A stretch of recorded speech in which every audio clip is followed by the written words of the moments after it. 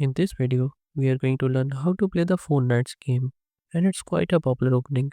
It begins with the move e4 e5, and after knight f3, knight c6. Here, instead of playing your bishop out, you go for knight c3. He goes knight f6. This is the 4 knights game. As you can see, all of the knights are out. Now here, you can go for d4, bishop b5, which is the 4 knights Spanish, and there's also the Italian with bishop c4, and there's also the Halloween gambit with knight takes e5.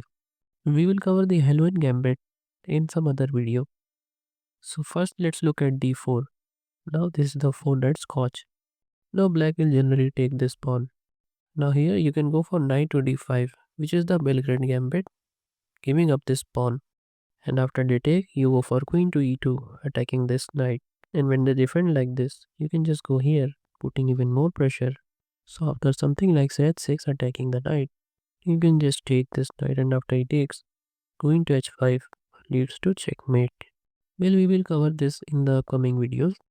Here we are going to look at the most natural knight takes d4. Now here after they play bishop b4, you just take, and after he takes, here you just develop the bishop defending this pawn. So d5 striking in the center. Then you take, and after they take, you just castle here. He also castle. And after that you can develop your bishop like this. Move your queen here. And you can also rook left in order to attack this black king. Now let's look at bishop to b5, the 4 knight Spanish. Here they can go bishop b4. Then you just castle here. He also castle. Then d3. And after d6, you just go bishop g5, pinning his knight to the queen. He takes your knight. Then you can take, and after something like queen e7, you can just bring in the rook. Let's say he goes back in order to play knight to e6. Then you just go d4, and after knight e6 hitting the bishop. Here you can move the bishop back, but they can actually play knight here. And now this is quite strong for black because when you try to push this pawn, you have actually weakened your king. Therefore, here the best move is to play bishop c1, undeveloping the bishop. The idea behind this move is that whenever black comes here, you will just take this knight. And after they take, you have successfully deflected this pawn, and now you have the control of the center. And you can continue to play naturally, as you can see.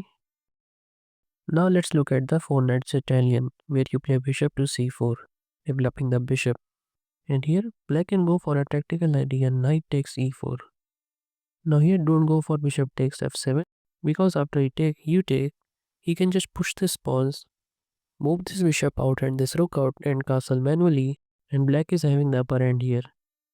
Therefore, instead of bishop takes f7, you just take this knight, and after he fork you just bring the bishop back, he takes, then you recapture, and after something like say bishop d6, adding support to this pawn, you can just castle here, he also castle, then you play rook e1, and after he also goes rook e8, here you can just push this pawn, and whenever he tries to attack you, you can give him a check and come back and play e3 to create an escape square for the bishop. And there are many ideas like this, as you can see. For example, if he tries to trade the bishops, then you can take, and after he takes, now you can also open up the center, you can also develop the bishop, bring in the queen, and launch a kingside attack. So if you want to learn some more amazing chess techniques like these, then you can check out this playlist. And if you want to learn some chess traps, then you can check out this right playlist. And if you don't want to miss the upcoming videos, then don't forget to subscribe.